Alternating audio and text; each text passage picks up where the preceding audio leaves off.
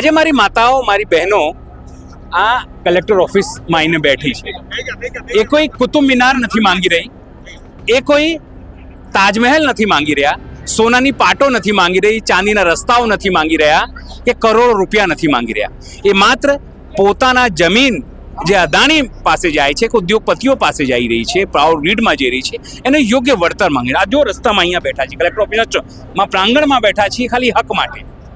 ખૂબ પીડા થાય છે કે આપણી બહેનો દીકરીઓને અહીંયા બેસવું પડે, માતાઓને બેસવું પડે, ખૂબ દુઃખ થાય છે. પણ છતાં આપણે એમને પૂછીશું કે શું માને છે તેઓ, અહીંયા શું વિચાર સાથે આવ્યા છે, કે શું કે કલેક્ટર સાહેબને બોલાવીને વાત કરશે, શું વિચારીને આપણે એમની સાથે વાત કરીશું. શું નામ છે આપનું? અમારી માંગ એ છે કે અમે ખેડૂત નામ પહેલા કો, ક્યાંથી આવ્યા છો? મોરબીથી આવી છું. મારું નામ કંચનબેન અઘારા છે. જી કંચનબેન, કો હવે કેમ આવ્યા છો અહીંયા ઝંડાઓ સાથે, ખરપિયા સાથે, રોજ સાથે? હું ખેડૂતની દીકરી છું, એટલે અમારા બાપને ન્યાય મળે એ માટે અમે અહીંયા આવ્યા છીએ. અને અમે છે ને ખેડૂતની દીકરીની તાકાત જો તમે આજે બતાવી દીધી છે કે ખેડૂતની દીકરીની તાકાત શું હોય. અને અમારા દેશમાં ઇતિહાસ રચ્યા છે નારીએ. જમરાજાને પાછા લઈ આવ્યા તો અદાણી અને અંબાણી તો શું, મોદીને પણ અમે હરાવી દેશું, એટલી અમારા દેશની શક્તિની તાકાત છે. મોદી સાહેબ કહેતા બહેનો માટે, તમે મોદી સાહેબ પર વિશ્વાસ નથી રહ્યું? જરાય નહીં. કેમ? કાંઈ એને કામ જ નથી કર્યું. અમારા ખેડૂતને તો હેરાન જ કર્યા છે. અને ખેડૂતની જમીન અત્યારે અમારા બાપ દાદાએ પેટે પાટા બાંધીને જમીન બચાવી છે, એને લોહી રેડ્યા છે. એમાં આ અદાણી અને અંબાણીએ અને મોદીએ અમારા બાપ દાદાની જમીન પડાવવા માટે એને અદાણીને સાથ આપ્યો છે. હવે શું કરશો કંચનબેન? અમારો હક લઈને રહેશું. અમે નારી શક્તિ અમારા ભાઈઓનો ખંભે ખંભો મિલાવીને એનો પડછાયો બનીને અમે એની સાથે રહેશું અને ન્યાય અપાવીને જ રહેશું. શું નામ છે આપનું? સરોજબેન.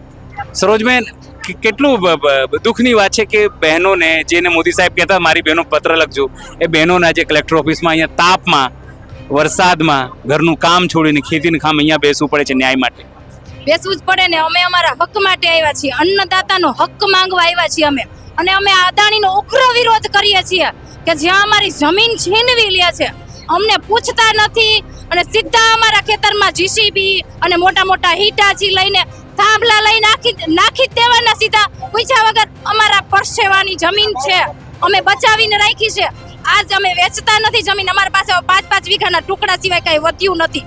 તો અમારા દાદા પરદાદાની અમારી જમીન અને એમાં સીધા થાંભલા નાખી દે તો અમારી છાતી માથે અમને થાંભલા વાગે છે કે તમે અમારા સીના ચીરીને એમાં તમે થાંભલા નાખો છો.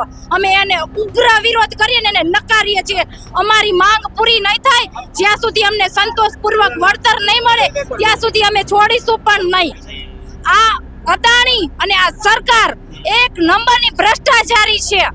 અને આ ભ્રષ્ટાચારીએ તો મહિલાઓને પણ છોડી નથી. અમારા ભાઈઓને તો માર્યા હતા, ખસેડાતા, ઢસેડાતા અને જેલમાં પણ પૂરે છે. શું આ એનો ન્યાય છે? તો આ કેવી રીતના આ તાનાશાહી કરે છે? આમાં લોકશાહી ક્યાં વાંચી છે? લોકશાહી જોઈએ છે અમે લોકશાહી દેશમાં રહીએ છીએ.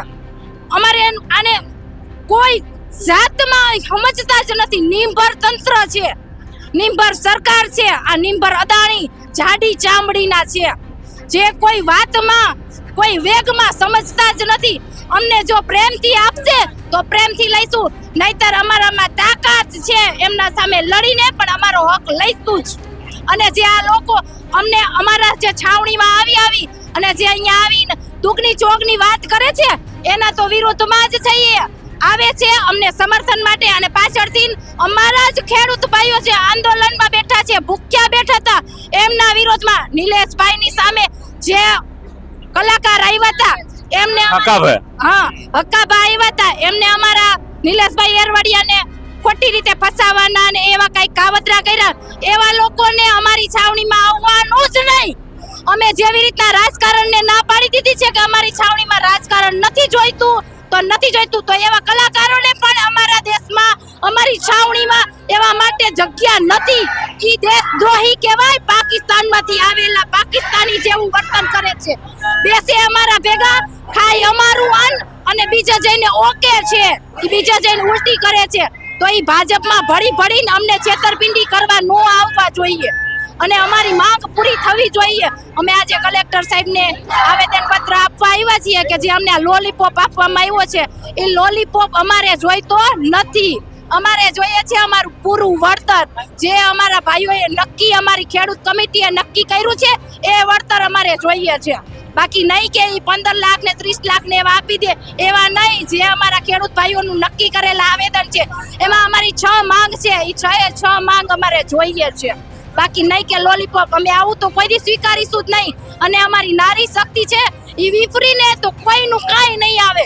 સરકારનું નહીં આવે, અદાણીનું નહીં આવે. અમે અદાણીના કંપનીમાં જઈએ કે અદાણીના ફળિયામાં જઈએ, અમારે ખાલી આવડો કજ રોપો એક રોપવો છે, અમને રોપવા દેશે તો ઈ આવડો થાંભલો એના બાપથી મોટો હું કામ નાખે અહીંયા અમારા ખેતરમાં પૈસા વગર નાખે હે? શું કામ? કાઈ નથી તારી બાયડી કે તારી માં કરિયાવરમાં લાવી તે તું અમારા ખેતરમાં તો થાંભલો નાખી જા, બરાબર ને? એટલે અમે અદાણીને એમ કહે છે કે તારું તારા બાપનું તો અમારું કેમ અમારા બાપનું નહીં? ચૂપચાપી અમારા બાપનું છે, અમારે રાખવાનું છે.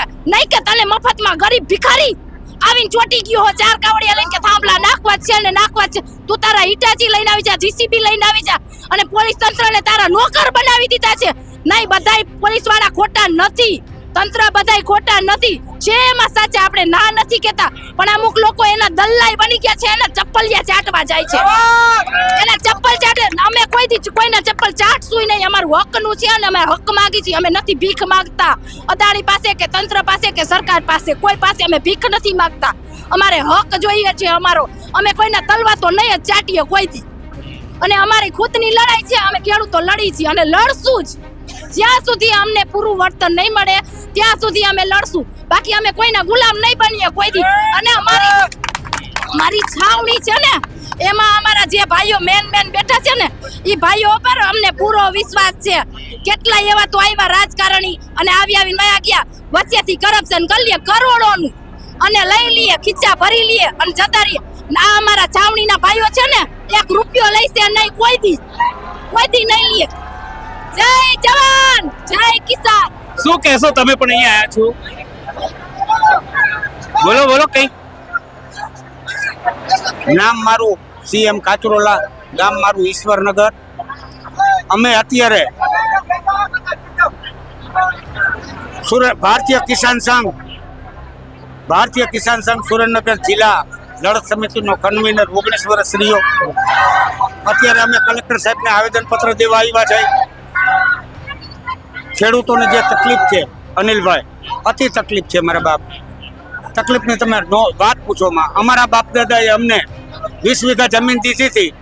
20માંથી 3 છોકરા હોય, 5-5, 7-7 વીઘા જમીન આવે ને એમાં આ થાંભલો આવે તો અમે અમારા છોકરાને વારસામાં આપશું શું વધશે? કાંઈ વધવાનું નથી.